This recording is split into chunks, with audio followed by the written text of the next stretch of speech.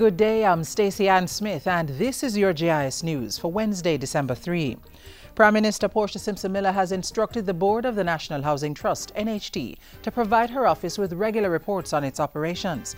The Prime Minister made the disclosure in Parliament Tuesday while responding to questions on the NHT's acquisition of the Orange Grove property in Trelawney, on which the Outer Many attraction was operated.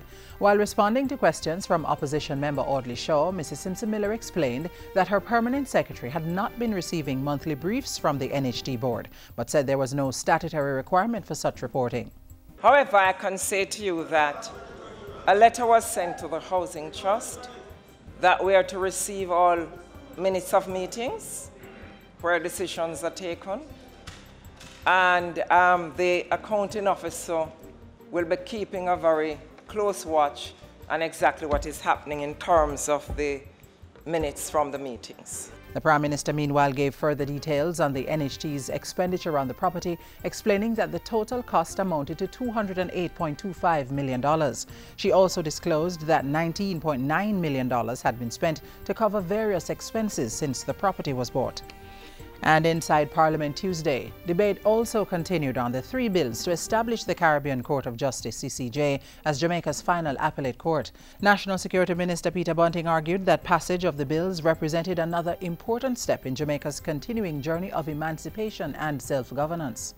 Two remaining symbols of our sovereignty illustrate how powerfully that psychological indoctrination of slavery and colonialism still affects us. Namely, the fact that the British Queen is still our head of state, and secondly, that Her Majesty in Council, that is the Judicial Committee of the Privy Council, is our final court of appeal. That we persist with these anachronisms confirm that we hold on to the belief of our own inferiority. In supporting the bills, Minister Bunting also pointed to the high caliber of judges produced locally, the high quality of judgments issued by the CCJ since its inception, and the independence of the regional court. Industry, Investment and Commerce Minister Anthony Hilton also lent his support to the motion. No one is questioning that the Privy Council was an institution of historical significance to this region. However, it has become too far removed from Jamaica's current reality, and it is no longer appropriate that it be retained as our final court of appeal. Government needs a two-thirds majority vote in both houses of Parliament to establish the CCJ as Jamaica's final court of appeal. If passed, it would replace the UK-based Privy Council. With an investment of more than $150 million, some 2,000 persons are now employed in the construction of the soon-to-be-opened Moon Palace Jamaica Grand Resort and Spa. Formerly the Sunset Jamaica Grand, Moon Palace Jamaica Grand was acquired in July by the Mexican group Palace Resorts. It's scheduled to open in January 2015 and will have 1,200 persons on staff. The major investment and employment venture was inspected by the Ministers of Finance and Tourism last Friday while on a tour of tourism investment sites on the North Coast. They also visited the Hyatt Resorts and the Royalton White Sands. We are seeing the extent to which the recovery of competitiveness in the Jamaican economy, which has resulted from our economic reform program, is driving a new wave of investments generally. Improvements in health care delivery are expected at the Mandeville Hospital following the completion of 5 major projects at the institution. The projects, costing approximately $105 million, were handed over by Health Minister Dr. Fenton Ferguson recently.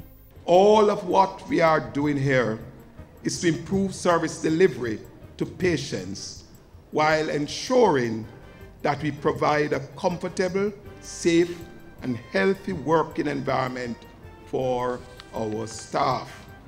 The projects, which were funded by the National Health Fund, included renovation and other supporting infrastructure works on 4 operating theatres. Block H, which houses the internal medicine, pediatric and postnatal wards, was also renovated.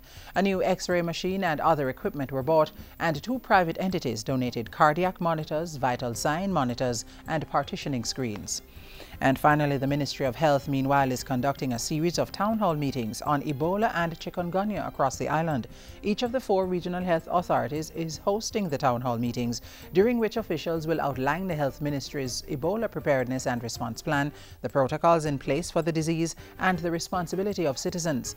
The meetings will also give information on the management of chikungunya, the status of the outbreak, and response in specific regions.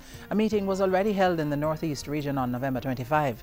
The next session will be hosted by the Southeast Regional Health Authority at the Mandeville Park in Halfway Tree on Monday, December 8. The last 2 stops in the series will be in Mandeville on December 10 and Montego Bay on December 11. And that's it for JIS News Today. I'm Stacey Ann Smith. Thank you for watching.